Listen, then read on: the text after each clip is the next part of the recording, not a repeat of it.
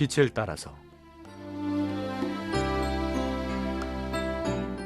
빛을 따라서 매주 화요일 이 시간에는 서대문교회 최종태 목사님께서 말씀 전하십니다.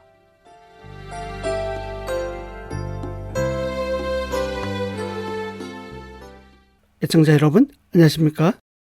지난 시간에요, 연대기 성결기라는 큰 제목을 가지고 계속 상고해 보겠습니다.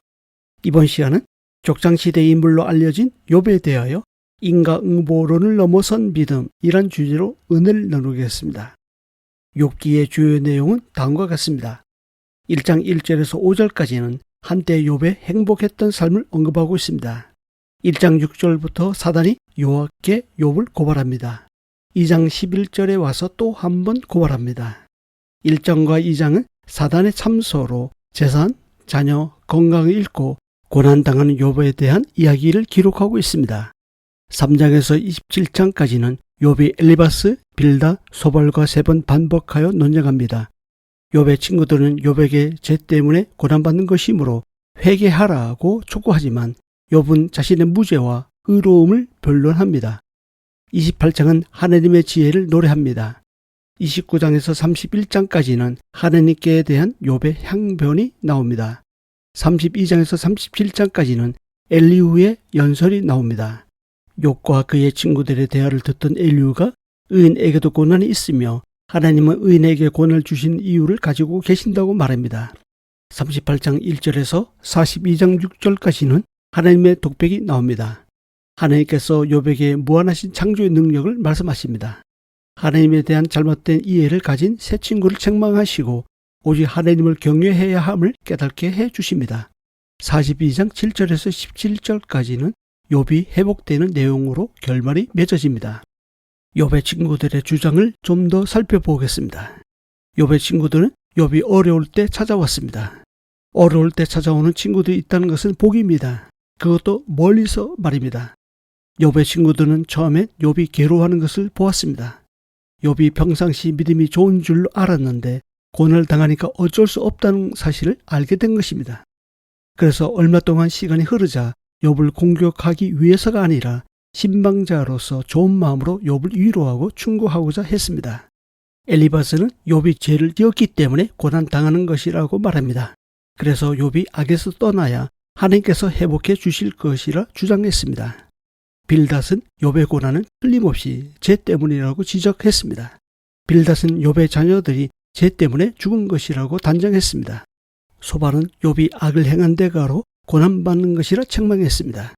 그래서 죄를 버리라고 충고했습니다. 엘리후는 새 친구들에게는 욥을 정죄한 것에 대하여 욥에게는 자신이 의롭다고 주장한 것에 대하여 화를 냈습니다. 엘리후는 고난은 하나님의 교육적인 방법으로 이해할 수 있어야 한다고 말했습니다. 욥의 친구들이 많은 이야기를 했지만 결국 고난당하는 것은 내 죄 때문이니까 빨리 회개해야 한다는 논리를 펴고 있습니다. 욥은 하늘에서는 사단으로부터 고발당하였고 땅에서는 친구들로부터 고발당하고 있습니다. 욥의 친구들은 하나같이 인과응보론에 근거하여 욥이 고난받는 것은 죄 때문이라고 정죄했습니다. 인과응보는 원인이 있으면 결과가 있다. 내가 뿌린 대로 거둔 것이다 라고 고난은 죄의 결과라고 생각하는 것입니다.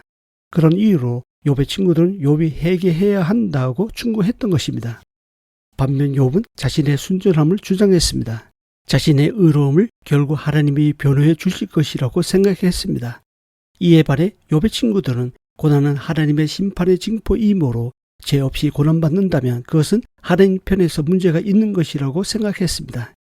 이러한 것에 대해 욥은 자신이 잘못한 것이 없는데 하나님께서 왜 고난을 주시는지 모르겠다며 의문을 나타냈습니다. 자신은 의로운데 왜 하나님께서 침묵하시는지 문제를 제기합니다. 욥은 하나님에 대해 잘못된 선입견을 가지고 있었습니다. 여기에 대해 하나님은 38장에서 41장까지 욥의 순전함을 인정하시면서 42장에서 하나님은 자신의 순전함을 증명하십니다. 하나님은 의인이 왜 고난을 받는가란 욥의 질문에 대해 인과응보, 즉 원인과 결과의 법칙이 아니라 창조로 답하십니다. 창조는 원인과 결과론적인 도덕법을 넘어섭니다. 도덕법은 우리로 하여금 하나님이 도덕적으로 보상해 주실 것이라고 생각하게 합니다.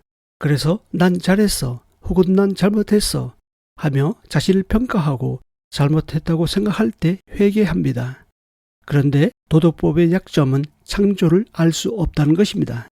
도덕법과 율법은 잘못한 것을 정죄할 뿐이지 잘하도록 하게까지는 못합니다. 더 잘하려면 시도를 해야 하겠죠. 우리가 어느 정도 수준이 되면 시도할 필요가 없습니다.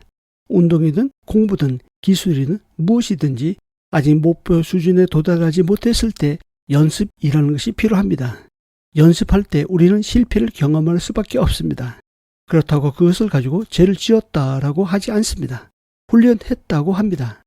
오늘도 우리가 자칫 범하기 쉬운 것은 아직 완성되지 않은 훈련 도중에 겪는 시행착오에 대해 자꾸 죄를 지었다고 정죄하고 자폭한다는 것입니다. 그리스도 예수 안에 있는 자는 죄와 사망으로부터 해방되었습니다. 왜냐하면 하나님과 우리의 관계가 예수님의 피로 말미암아 혈연 관계가 되었기 때문입니다. 혈연 관계에선 아무리 못났어도 면수일지언정 버릴 수 없습니다. 그러므로 하나님이 우리를 고난이라는 훈련을 통해 무엇을 만들 것인지 봐야 합니다. 하나님은 욥에게 고난을 통해 도덕법으로 보상받는 자리에서 더 나아오라고 하십니다.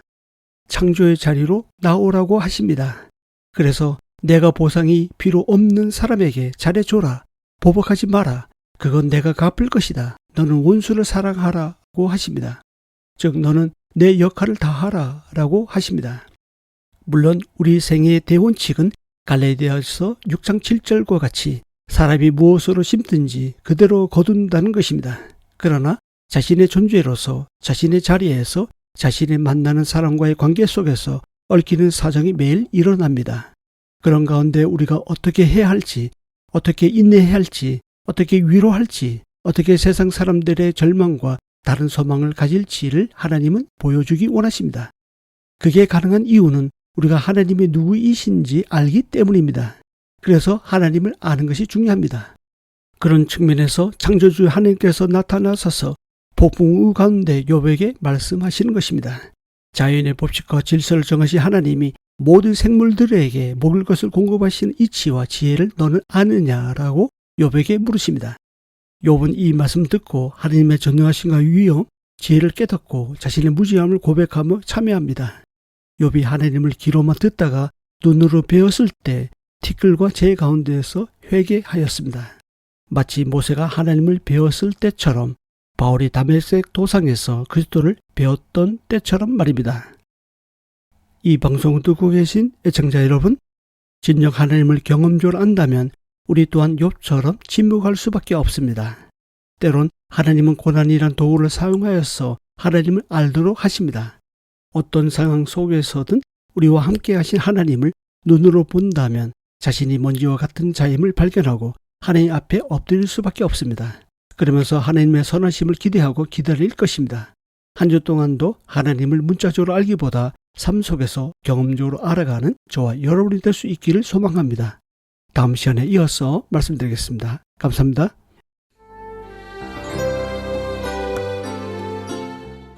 빛을 따라서 지금까지 서대문교회 최종태 목사님께서 말씀 전하셨습니다.